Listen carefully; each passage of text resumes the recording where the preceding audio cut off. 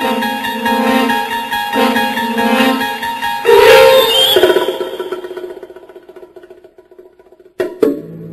are traveling through another dimension. A dimension of confusion, banality, and shattered expectations.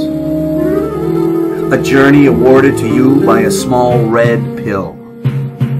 Your next stop, the MGTOW Zone. I've seen a lot of MGTOW videos dedicated to self-improvement of men who have decided that women are no longer a part of their lives, and I appreciate that, and I think it's going very well from what I can see. There are a few people of concern that I have seen videos from. One is Raging Golden Eagle, another is Mr. Dawson 38, and there's many more. I want to address an issue about self-improvement that might be a little bit foreign to a lot of MGTOW men, but in my experience and in my understanding and knowledge, it might be one of the best things you can do for yourself in order to be a man going your own way. The action, so to speak, in question is the act of fasting. And when I speak about fasting, I'm talking about the ritual or the practice of denying your body certain things, which could include nutrients or simple habits for a period of time. The act of fasting that I was introduced to almost 20 years ago was a little bit related to Islam, but not 100%. And what it had to do with was denying yourself food, water, and any other acts that might infuse your emotional level for a period of 30 days. And this fast can be seen in the Islamic traditions as the fast of Ramadan, but it's not isolated to Islam. In fact, the Christians had their fast of Lent, and also the Jewish had their fast in tradition to Moses and his 40 days on the Mount.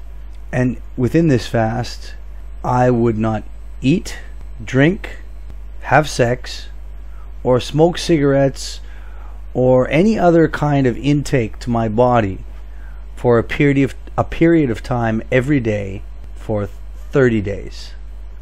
Now, what MGTOWs need to keep in mind when we discuss about fasting is that, from my perspective, I am talking about it coming from a religious perspective, but I don't think that it needs to be isolated to religion in general.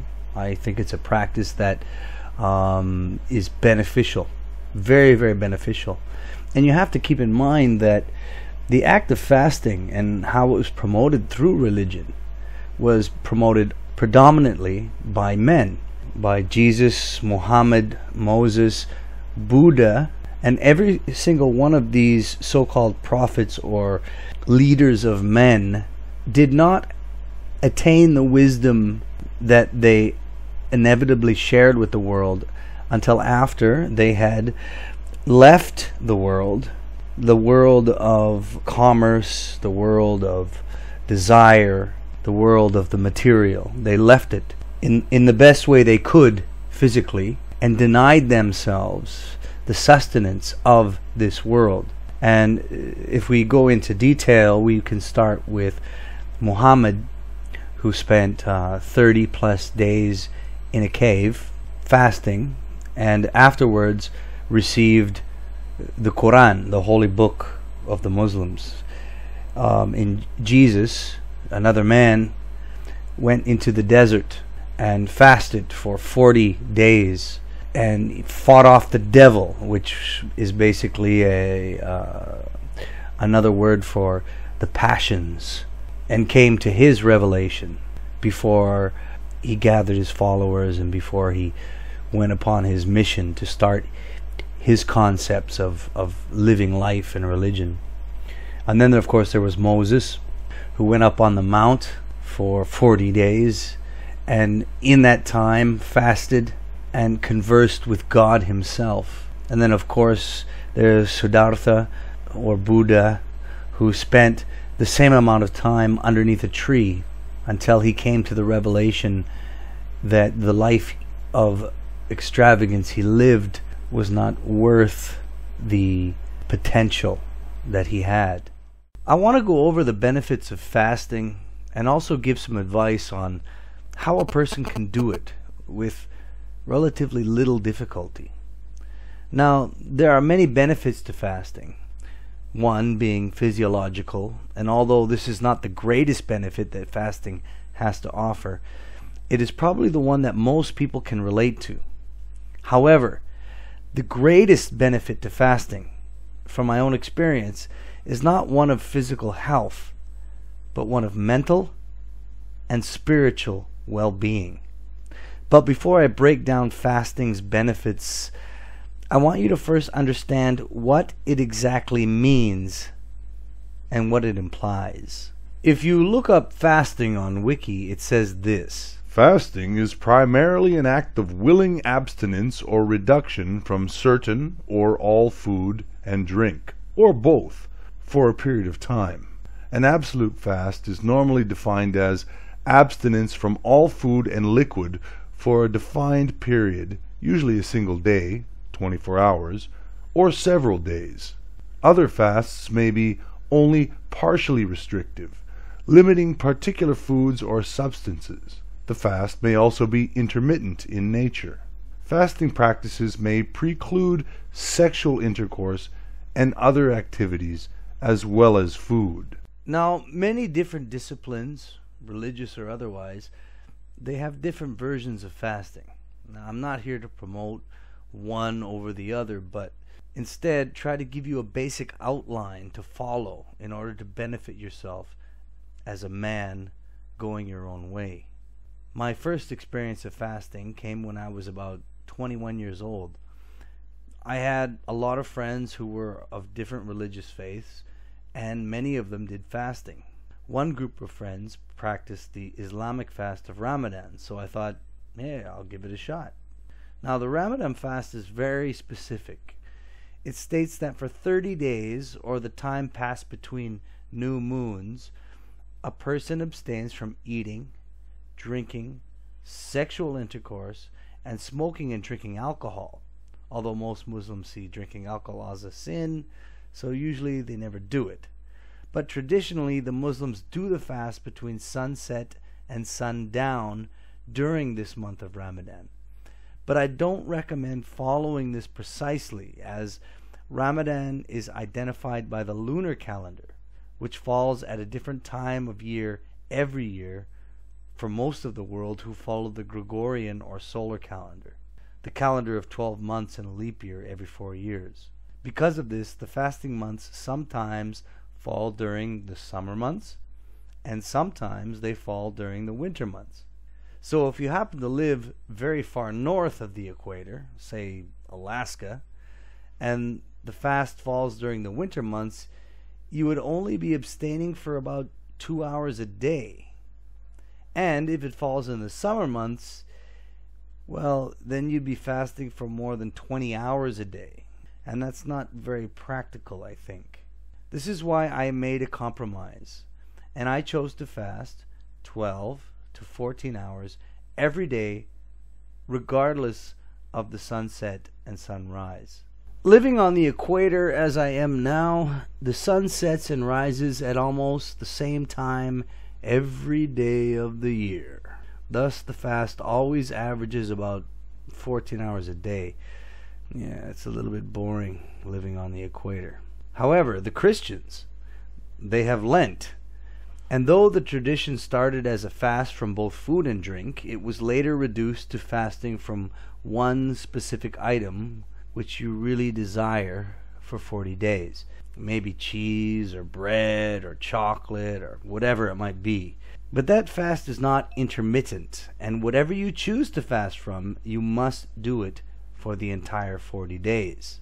In contrast, there is Judaism, and their fasting is practiced as this, and I'll quote, "There are 2 major fast days and 4 minor fast days that are a part of the Jewish year. The 2 major fasts, Yom Kippur and Tisha B'Av, last just over 24 hours. They begin before sundown, when it is still light outside, and end after the next sundown, when it is dark outside and 3 stars can be seen in the sky. This fast is absolute.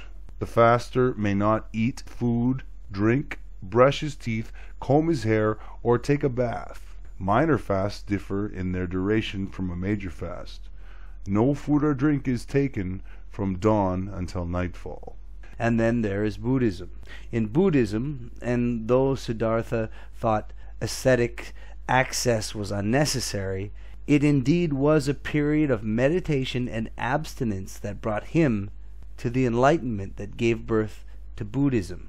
Again, I quote, "In Buddhism, fasting is recognized as one of the methods for practicing self-control. The Buddha advised monks not to take solid food after noon. Lay people who observe the 8 precepts on full moon days also abstain from taking any solid food after noon." But despite religious origins of fasting, it is still today recognized as a benefit to your health. In fact, we all fast for about 8 hours every night that we sleep, abstaining from all physical intake. Thus the term breakfast or break fast. However, sleeping while fasting tends to remove a lot of the potential benefits fasting can give a man compared to when he is wide awake. There are also many scientific studies that have been done more specifically to short-term fasting, and I will quote one source, but there is plenty of information on the web about it. Quoting from one source, "Research has uncovered a potential link between fasting and improved efficacy of chemotherapy, and fasting every other day, intermittent fasting, shows beneficial effects in mice as strong as those of caloric restriction diets, and a small study conducted on humans at the University of Illinois at Chicago indicates the same results. According to the U.S. National Academy of Sciences, other health benefits include stress resistance, increased insulin sensitivity, reduced morbidity, and increased lifespan. Long-term studies in humans have not been conducted. However, short-term human trials showed benefits in weight loss. The side effect was that the participants felt cranky during the 3-week trial. According to one study, alternate day fasting may be an alternative to prolonged diet restriction for increasing the lifespan. Well, apparently you can increase your lifespan, but it might make you feel cranky. Also, a team of cardiologists in the UAE found that people observing Ramadan fast, the Islamic 40 days of fasting throughout the daylight hours, with meals after sunset and before sunrise, they do not lose weight, yet enjoy a positive effect on their lipid profile, which means there is a reduction of LDL cholesterol in the blood. Also, adherence to Eastern Orthodox fasting periods contributes to an improvement in the blood lipid profile, including a decrease in total and LDL cholesterol, a decrease in the LDL to HDL cholesterol ratio. These results suggest a possible positive impact on the obesity levels of individuals who adhere to these fasting periods. now don't get me wrong, I have no idea what LDL cholesterol is or what lipid profiles are, but I'm speaking more from experience here, and an experience I want to share. However, the list of fasting's benefits is long, and it may vary from one source to another. Although there are many physiological benefits to fasting, I want to now share what I believe are its greatest benefits and give tips on how anyone else can also create more from this practice. As I stated before, my first experience of fasting came from following the fast of Ramadan, although at that time I was not a Muslim. In fact, I was baptized United Christian at the age of 12. My father's family is very strong Roman Catholic. My aunt, a devout Jew. Later in my life, I became a Muslim through marriage, as it is law here in Indonesia.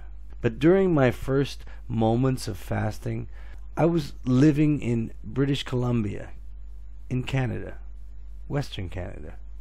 And I would abstain from eating, drinking, smoking, sex, alcohol, etc. for 12 hours every day for 30 days, between the hours of 6 a.m. and 6 p.m. And what I enveloped was astonishing. The first few days were very difficult, but I was determined to complete it.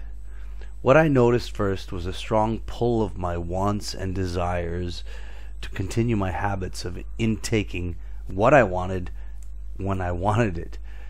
It really is an extreme course in discipline. I found myself taking walks during the day to take my mind off the fast. I noticed how my thoughts were always drawn to habitually wanting to stop at a store or shop to buy a drink or a snack, but of course I could not. I would eventually end up at a bookstore reading a book to keep my desires distracted. Immediately, this brought something to my attention. Not only did I have to fight my desires to consume sustenance in the form of food or drink, but I also had to fight my desires to consume commercially. When you're fasting, you spend a lot less money. As the days progressed, I noticed a change in my being. My basic human desires for food and sustenance and sex became weaker. I found myself, for lack of a better explanation, in more control over myself. This followed with a better control of my emotional and mental state. Being more conscious of my emotional forces that might dominate my life from day to day. Anger and sorrow became distant, a thing to observe from afar, but not to be absorbed by. By the last week of the fast, I knew that I had changed as a person. I had experienced a complete control over my wants and my desires, a level of control I never thought possible. And this was my first experience fasting as a young man. Needless to say, I have practiced this many times since. And this brings me to what I believe is the ultimate benefit of fasting. The true goal of fasting falls so deeply in line with the true MGTOW man, taking control of your life, your habits, and your desires. One MGTOW YouTuber who I think is attempting to express this is Mr. Dawson38, and I'll link his channel below. But in the Islamic version of fasting, and I believe in all versions of fasting, the goal is not to lose weight or extend your life. The goal is self-control and enlightenment through this discipline of fasting. In the language of Arabic, that which is to be overcome is called the nafs. In Indonesia, they call it the nafsu, and this can be translated as the passions or the emotions, the desires of both the heart and mind. And I believe as men going our own way, this is one practice that can definitely improve our condition.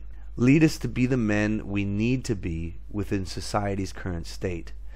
A practice long forgotten, but still so useful. Men, we are more than our desires. We are more than our habits. We are more than our wants and needs. There lies within all of us something greater. Something that stands as the crown of our identity. Some call it spirit, some call it soul, but it has no need for a name. It only truly exists in real experience. To me, fasting meant unraveling this mortal coil and having but a glimpse of something higher, And here is why I believe it happens. Every day we are led by a false master, so to speak. We are led by our desires, and these things dictate our decisions. For many men, that may mean sexual lust, for others, drugs and alcohol, and for others, just food and drink. And considering the MGTOW movement, it is often women. We stumble through our lives constantly enslaved by these desires and passions, without ever stopping to take a breath to even consider if there is something more that occupies our mortality. Overcoming these desires, to me, made me aware of the existence of something higher than the heart and mind. It made me aware of the soul, the seat of consciousness. When desire is suppressed, you're still there. You are still you without their influence, those intakes and habits. There is a part of you that exists underneath all of that. But don't get me wrong, we need, as men, our passions. Without them, we would have no drive to procreate, eat, or sustain our bodies. We need our desires, but these desires do not belong in the driver's seat of our lives. I heard a wise man once say that we as humans, as men, can be compared to a house and its master. The house is our body, our consciousness. When we, the master, the spirit, leaves, the servants run amok. These servants are our desires, needs, and wants. The true state of the house is to be managed by us, not by our servants. If you allow the house to be run by servants, it will fall into chaos. In short, the true benefit to regular fasting is basically enlightenment. I can't put it any other way. Now, I want to try and give you some simple guidelines on how to do this practice of fasting. First of all, if you choose to fast, go all in. Don't just fast from one thing like smoking or meat or sex. And eventually it must become a regular thing. If the soul does exist, it's like a muscle. The more you exercise it, the stronger it becomes. I recommend fasting from all food, drink, alcohol, sex, and any other intakes for at least 12 hours a day. You could even say it this way: just abstain from putting anything into your mouth and be very aware of what comes out of it for this period of time. A good guideline is from 6 a.m. to 6 p.m. and you can adjust the hours to your own needs. If you have never fasted before, try it one day first in a week, and later extend it to 2 or 3 days in a week for 12 hours each day. But these must be waking hours. As you get used to it, slowly increase the amount of days you do it in a month. But in my opinion, the greatest benefit comes from after 20 or so consecutive days of repeating this pattern. This is when you really feel the experience of escaping your nafsu, your nafs, or your passions and desires, and being in complete control of your own thoughts, feelings, and actions. It's an incredible practice, and it's impossible for me to describe in a way your mind may understand. In much the same way, it is impossible for me to describe the taste and texture of a certain fruit that your mouth has never savored. You must experience it for yourself. I know many of you may think that fasting in this way is too difficult, but just remember that 1 billion Muslim children over the age of 7 do it for 30 days every year for a month around the world, and they are all fine. Don't underestimate what you are capable of. However, do be aware of your schedule. If you've never fasted before, you might want to try it on a day that you don't work. I personally have fasted while doing hard labor jobs like farming, or even while cooking food in a kitchen, as well as many other jobs, and it is all possible. Of course, you will be weaker during the fast, so don't overexert yourself. Take it easy, but stick to it. Don't let people tell you that you will be incapable of doing your normal job. You'll find that many people that don't understand fasting will try and persuade you into giving it up. They'll say things like, "Oh, you can't do your job properly if you fast," or "How can you interact with people while you fast?" And that's kind of like a woman will bully you into quitting your hobby. Don't go for it. And don't give in to this. Use your common sense, but try to get the most benefit from the experience of fasting that you can. You will only win in the end. After all, patience, that is a man's requiem, while a woman's is intolerance. If you really want to play it safe, just don't tell anyone you're fasting. If your coworkers ask you to go for lunch or a smoke break, just come up with some excuse. Trust me, it'll work if you persist at it. Remember, this is really a man's thing. I mean, I believe women should fast also to benefit themselves. But keep in mind that even Muslim women around the world have this excuse of menstruation and pregnancy to shorten their fasts. They believe that menstruation voids their ability to fast. It's a wonderful excuse. And for each Ramadan month, a woman will menstruate, giving them at least a week or more to avoid gaining the whole experience. And boy, do they take advantage of it. I have never met a Muslim woman in my life who has committed to the entire 30-day fast. And this includes my ex-wife. Always an excuse for the woman. This truly is a man's thing. All prophets were men, and all of them fasted, though only for a period of time. They did it regularly, whereas the women never committed to the same discipline. Show me the woman prophet. Show me the woman who denied the world for a month in a cave in order to enlighten herself, to better the world around her, while she denied herself the privileges of being with her family and friends. It was never her task or duty. That duty was designed specifically for men.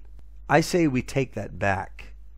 But on a last note, fasting is always easier when done communally. For you guys in the Western world, it will be more of a challenge because most of your friends, they won't be sharing the experience. However, if you live in a Muslim country or any community committed to the practice, of course, it'll be much simpler. So maybe we should create a worldwide fasting period for MGTOWs so that globally we can do it together and encourage one another to stick to it and be able to share our experiences. If we really mean to disenfranchise ourselves from the world as it has become, we need to stick together and do what it takes to make us stronger. And this is one way I believe we can achieve this. I said I'll never be free again. I'll never fight